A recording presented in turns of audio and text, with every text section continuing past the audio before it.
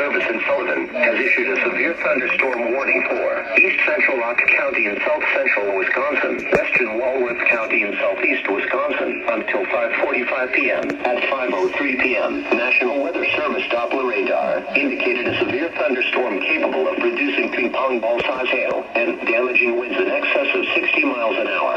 This storm was located near downtown Janesville and moving east at 25 miles an hour. Locations impacted include Delavon Lake, Emerald Grove, Johnstown Center, Richmond, Delavon, Millard, and Tibbetts. Severe thunderstorms produce damaging wind in excess of 60 miles per hour, destructive hail, deadly lightning, and very heavy rain. For your protection, move to an interior room on the lowest floor of your home or business. Heavy rains flood roads quickly, so do not drive into areas where water covers the road.